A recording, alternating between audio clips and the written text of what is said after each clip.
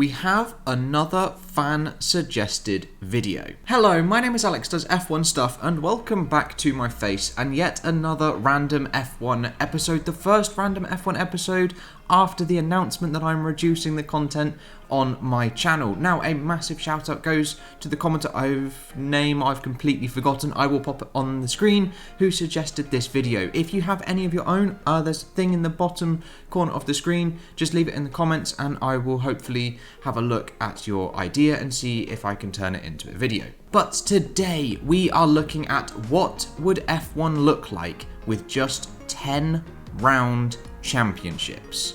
So we will be taking a in-depth look at each championship so far in Formula 1. However, there are going to have to be some exclusions, and I have excluded several seasons. 1966, 1962, 61, and everything in the 50s apart from 1958. And that is only because they didn't have 10 rounds in their original season anyway. So unfortunately, Fangio won't be in any of these comparisons, nor will the champions of any of these years on screen either. It's annoying that I had to do that, but I didn't want to make it 8 rounds, as 8 rounds is a little bit short.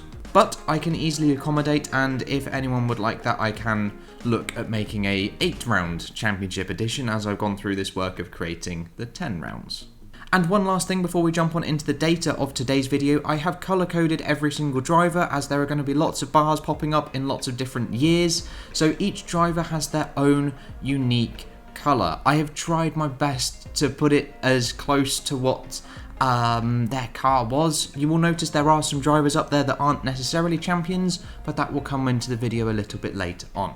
So with the colours and the years excluded out of the way, let us take a look at our first graph that we'll be looking at and the pro forma for the majority of this video. We are going in 5-year jumps. We will be covering 2019 to 2015 first. So each year is going to have 3 individual bars in it. The first bar represents the percentage of wins they had in their championship winning season. So for 2019, it was Lewis Hamilton in his Mercedes turquoise colour, 52% of the wins. 2018, also 52%. 2017, 45%. 2016, it was Rosberg in the green, 43%. And 2015 was 53%. Fairly straightforward. That is the percentage of wins the champion had in his championship winning year. The middle bar of each year is the percentage of wins the champion had in the first 10 races. And if I just fill in all of these bars, you will notice a new colour pops in for 2018, and that dark blue is for Sebastian Vettel. He would have been the champion of 2018 had there only been 10 rounds. Had it only been the first 10 rounds of 2018, he would have been champion with 40% of those wins. And finally, the bar on the right of each year is who would be champion if the season was the last 10 rounds rather than the first 10 rounds. And if I fill this in, it goes back to being heavily Mercedes dominated for these 5 years. However, for 2015, a 19 round race season, there is some overlap. Round 10 has been counted twice, and that's going to have to be the same throughout the whole video. There will be that overlap for the first 10 race season and the last 10 race season. And then you will also notice that the bottom quarter of the screen is left blank as well. So if I just fill in this graph here, it is the average percentage of wins for the champion in each category. And basically this will just show us the average percentage across the 5 years for each category, like I just said. So for the last 10 rounds, it is an average percentage of 50%. For the first 10 rounds, it is also 50%, and for the full season, it is 49%. That is how many wins those champions have won in these 5 years. So that is the pro forma of how this video is going to run, and we have a lot of years to go down to. We've got to go down to 1960, so let's jump straight on into the next year, 2014 to 2010. Let's fill in all of these. It is extremely Sebastian Vettel dominated, this one, with Fernando Alonso in the lighter blue coming in as well in 2012 and 2010, with Hamilton also popping in 2010 as well. And if we just pull up the average win percentages as well, the last 10 rounds actually had an increased win percentage courtesy of the 90% from Sebastian Vettel, but the other two percentages have dropped ever so slightly. And then if we move to the next 5 years, 2009 to 2005, and we begin to fill this in. Jenson Button takes up the first two spaces of 2009, but it is Sebastian Vettel who would have won the championship if it was just the last 10 rounds. Lewis Hamilton comes back up again in 2008 and splits Kimi Raikkonen's championship winning year as well. Then it's Fernando Alonso sharing it with Schumacher, and then Fernando Alonso again sharing it with Raikkonen, with once again the average wins for each category popping up as well, the lowest combination so far with just 35% of the wins coming from the official full season.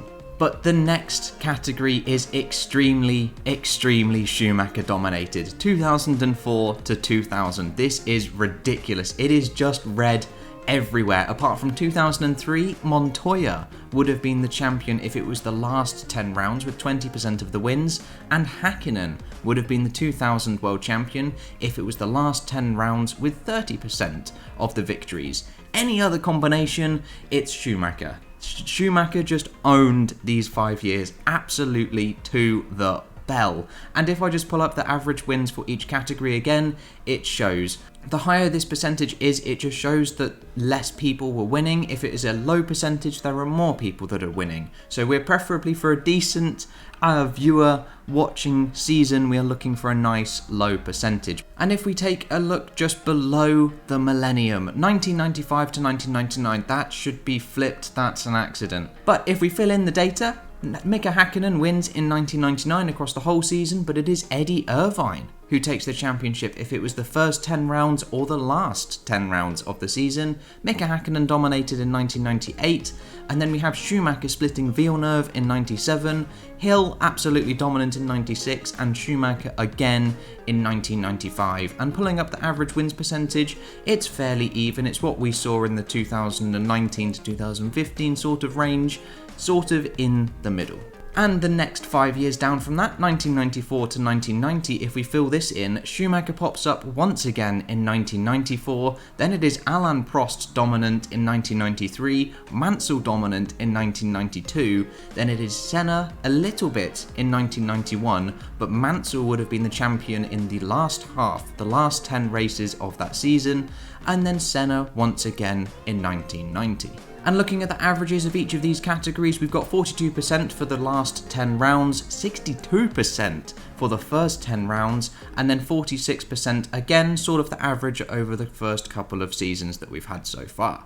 And then the next block of 5 years that we've got, 1989 to 1985. We have Alain Prost popping up again with Ayrton Senna as well, and then another block of Nelson Piquet. Then 1986 was split between Prost, Mansell and Piquet, and then 1985 was Prost and Piquet as well. Not particularly even this one, apart from 1986, it was fairly dominant from one particular driver. With the average win percentages for each category, only one poking above 50%, the first 10 rounds, courtesy of the 1987 first 10 rounds from Nelson Piquet. And then we've got 1984 to 1980. Filling in this year, we have Niki Lauda popping up in between Prost as well. We've then got Nelson Piquet once again, and René Arnoux would have actually been a champion in 1983 if it was the last 10 rounds. And then the smallest percentages of today's episode, 1982, Keke Rosberg's winning year, and who have I got written down? Pironi would have actually been the champion if it was the first 10 races of that year. Then 1981, we have another victory for, I've forgotten his name, Piquet. And then Carlos Reutemann if it was the first 10 rounds, with Alain Prost winning if it was the last 10. Then we've got Alan Jones popping up as well. And taking a look at the average win percentages, it is the lowest of today's episode, 23%, 27% and 25%. Almost at the end, just over halfway, as we head to 1979 to 1975. Filling this in, we have Jody Scheckter popping up in 1979, with Alan Jones winning the championship in the last 10 rounds. Then it is Mario Andretti in 1978, Niki Lauda in 1977, then it is split between Hunt and Lauda in 76, and then Lauda dominant in 75. Pulling up the win percentages as well, again fairly low, but just a little bit higher than they were the previous 5 years. So definitely, for winners and different winners, much better to be watching Formula 1 in the 80s and the 70s.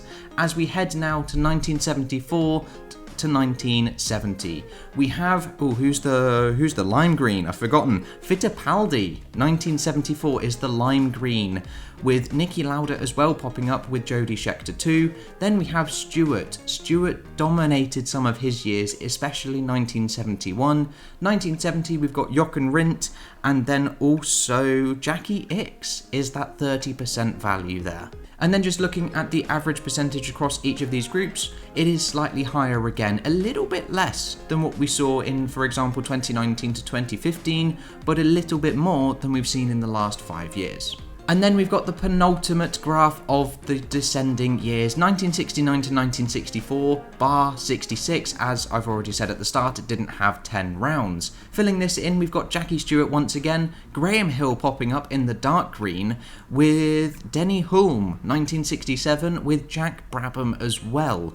Then we have Jim Clark in 65, absolutely dominant, with once again Graham Hill popping up in 64. And if I pull up the average win percentages again for each category, it is an all evens 36% for each category. And then finally, the last 3 years, 1963, 1960 and 1958. 70% all around for Jim Clark, 50% all around for Jack Brabham, and then a 9%, 10% and 10% for Mike Hawthorne. With the final percentages of today's episode, I forgot to edit the numbers. 43% all around. They're a little bit small. Sorry about that. Well, my oh my, that was a lot of data to go through. Yeah, there was a lot, wasn't there? Lots of different combinations, lots of different percentages thrown around and all sorts like that. I liked the little bottom bar that I popped in just to sort of compare each 5 years to each other. The higher the percentage, the less people that were winning. The lower the percentage, the more people that were winning. So if I was to do it for each year, you'd see seasons like 2012 and especially 1982, an extremely low percentage, and then seasons like 2019 and 2018 where we've only had 3 or 4 people winning, it would be a nice high percentage. But the graph that I'm going to show you now, as we are into the latter stages of this video, is basically a breakdown of all of this data, all pulled together. So the graph up next is the average percentage of wins in the championship seasons for the particular drivers, in ascending order. Descending order, not ascending order, Alex. Come on, get your brain in gear. So here is the graph, the average percentage of wins in the championship seasons. Jim Clark won 65% of the wins in his 2 championship winning seasons, and then the next closest person to him was Nigel Mansell, winning 56% in his 1 championship year. Michael Schumacher won 55% in his 7. Then it is Damon Hill and Jack Brabham on 50% in their 1. Was Brabham 2? Or maybe 3, I can't remember. Then it is Lewis Hamilton on 48%, just below 50 across his 6 championship winning years, close to Stewart. And then it sort of peters off down through Vettel, all the way down to Keke Rosberg, just winning 6% of the races in his championship winning year. So from this graph, we can sort of see that there is some sort of semblance, some sort of sustenance to what Jackie Stewart was saying about Lewis Hamilton, how he wouldn't be able to stick it to Jim Clark, but obviously they're decades apart. Utterly, completely different sports apart, so they're not particularly comparable, but this statistic, I suppose, kind of does have to support what Jackie Stewart was saying. And there are just two graphs left for today's episode. If you want to click off, go for it. If it's done, it's done. If you're knackered, you're knackered. That's absolutely fine. I don't blame you. But what is popping up now is a list of the number of championships each person would have if the seasons were just the first 10 rounds, and then the last graph is if the number of championships people would have won if it was the last 10 rounds. So here is the first graph that I will be showing you today. Michael Schumacher would be an 8 time champion. If the Formula 1 seasons were just 10 rounds long, the first 10 rounds of each season, then it is Lewis Hamilton on 5, Prost on 4, then Vettel, Alonso, Senna, Lauda and Stewart all on 3, with Nico Rosberg, Mansell, Piquet, Hill and Clark all on 2, and then Button, Hakkinen, Irvine, Hill, Peroni, Reutemann, Jones, Scheckter, Andretti, Fittipaldi, Rindt, Hulme, Brabham and Hawthorne all on 1. Imagine having that gap now, someone being an 8-time Formula 1 world champion compared to the next person down just being a 5-time champion. That would be a ludicrous gap to have. It's kind of cool that we've got 7, 6, 5, then 4s, 3s, 2s and 1s at the minute. It's all nice and ascending. The moment you get a gap, it's a little bit frustrating for everybody else. And here we go, we have the last graph of today's episode, the number of championships if the season was instead the last 10 rounds, not the first 10. Hamilton would be a 6-time Formula 1 world champion, Michael Schumacher would only be a 5-time Formula 1 world champion, Vettel would be 4, then we have Prost, Lauda, Stewart and Piquet as 3-time champions, Senna, Mansell, Clark, Damon Hill, Jones, Brabham and Raikkonen would be 2-time champions, and then we have Alonso, Nico Rosberg, Graham Hill, Hakkinen, Irvine, Scheckter, Andretti, Fittipaldi, Hawthorne, Montoya, Villeneuve, Arnoux, Keke Rosberg, Hunt, Peterson and Ickx as 1-time Formula 1 world champions. And there we go, that is the end of this statistics video. It was a little bit of a long one and a lot of data to go through, but it is at the end of the day, it is just all make-believe statistics. That's it, that's all it is. But it just gives a little insightful knowledge into what would happen if it was just 10 rounds. If Formula 1 was only ever 10 rounds and they kept it at that, who knows what would happen. But if you'd like me to make it 8 rounds, the first 10 and the last 10, and then include the Fangio years to see how he compares against these people, then by all means I will have a look at that as well. But that's all I've got for you today, guys. I hope you have enjoyed, and I will catch you in the next video with whatever and whenever I decide to make it. I'll see you guys then.